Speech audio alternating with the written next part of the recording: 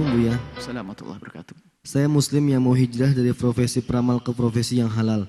Saya mau jadi peternak. Saya sudah mengerjakan yang wajib atau yang sunnah. Baik tahajud 11 rakaat, salat duha, salawat, istighfar, dan zikir la haula wala quwata illa billah. Bukannya Allah mengangkat aku, tapi kenapa hidupku malah tambah belangsak. Dari usaha jual makanan fish stock di online, yang gak laku-laku padahal sudah dicoba ke teman-teman katanya enak.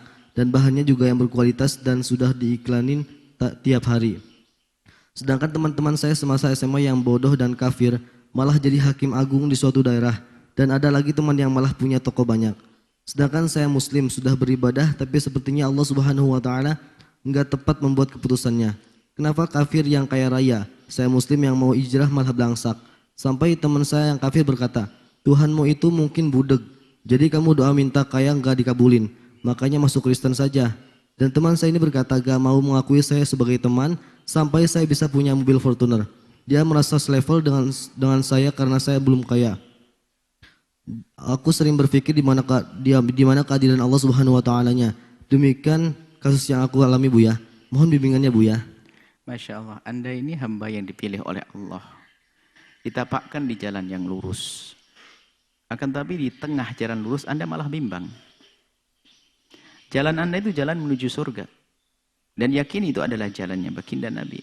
Jalan lurus, Anda tidak usah bimbang lagi. Dan kebimbangan Anda itu karena Anda tolah-toleh. Nolehnya salah. Anda benar-benar telah menoleh salah. Anda melihat bahwa jalan Anda sudah benar. Lalu Anda melihat Anda secara ekonomi adalah kurang. Ingin berbisnis. Lalu Anda menoleh. Anda nolehnya salah. Nolehnya kepada orang kafir yang kaya raya. Padahal di sana orang kafir yang nyungsep juga banyak. Anda tidak pernah noleh. Anda nolehnya salah, sehingga Anda seolah-olah, wah saya beriman, kenapa kok saya fakir begini? Dia teman saya tidak sholat, kenapa kaya raya? Anda tidak melihat banyak orang yang tidak sholat, nyungsep juga banyak kok. Orang tidak beriman, nyungsep, tidak selesai-selesai, dia kerja utangnya banyak, numpuk, sudah itu diusir sama istrinya juga ada. Macam-macam kisah. Anda itu nolehnya salah. Nah sebabnya Anda tolah-toleh itu, akan Anda lurus di jalan Allah. Kekayaan yang sungguhnya bukan saat ini di dunia. Kekayaan nanti di akhirat. Anda beruntung. Allah maha adil kok. Kalau Anda melihat kisah hidup itu hanya seumur Anda 80-90 tahun, ya begitu mudahnya orang menyimpulkan kalau Allah tidak adil. Seorang beriman diberi Allah sakit sepanjang hidupnya. Padahal dia ahli ibadah. Apakah Anda mengatakan dia Allah tidak adil? Atau bahkan dikatakan zalim. Yaitu cara pandang yang sempit itu gampang menyimpulkan kezaliman. Contoh saja. Ada saya datang ke dokter, pengen berobat. Tak taunya malah dikasih jarum, ditusuk saya punya lengan. Loh, ini apa-apaan dok? Saya mau berobat di sini, jangan ditusuk. Padahal waktu ditusuk dikasih obat kan? Dikasih obat, dikasih suntik. Biar obatnya. Buru-buru saya marah. Karena pandangan saya sempit, pas disuntik saja. Setelah saya berpikir, setelah suntik ada reaksi obatnya. Nanti akan menemukan kesembuhan. Nah, di saat diberi pemahaman begitu, iya juga ngapain saya marah-marah. Marah lagi sama dokternya. Tempeleng dokternya sama. Loh, saya pandang sempit banget. Karena apa? Dipikir itu kisah hidup hanya di waktu disuntik saja. Padahal setelah suntik kan ada.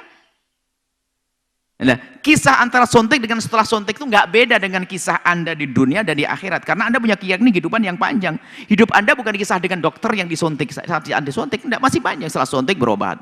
Setelah saya sembuh, setelah itu sehat, berkarya, sukses dan sebagainya. Anda ini ahli iman. Hidup Anda bukan hanya 80-90 di dunia ini, masih ada kehidupan.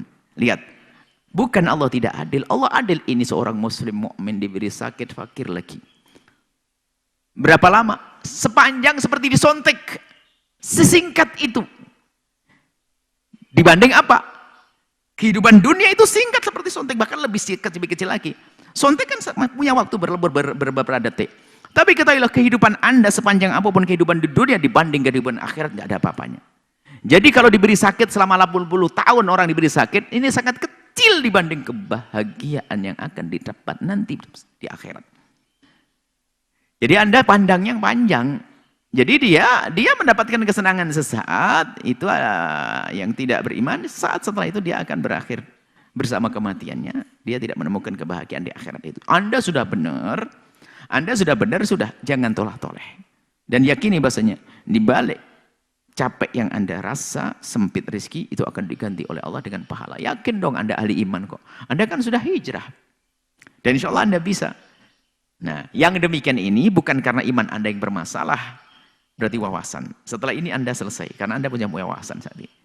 Nolehnya yang benar, jangan noleh kepada orang kafir yang diberi oleh Allah gayaan. Di sana banyak orang tidak beriman, ternyata juga nyungsep juga banyak, utangnya banyak, dan seterusnya. Jadi, kemudian di sana juga banyak orang beriman yang memang fakir, tapi juga ada orang beriman diberi ketenangan, ada rezeki cukup.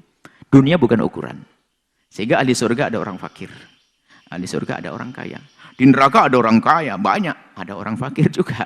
Bukan semua orang kaya lah masuk neraka, enggak. Orang kaya ada di surga juga. Siapa yang masuk surga? Tidak ada urusannya dengan kaya dan melarat. Akan tapi dia adalah ahli iman. Wallahu a'lam bishawab.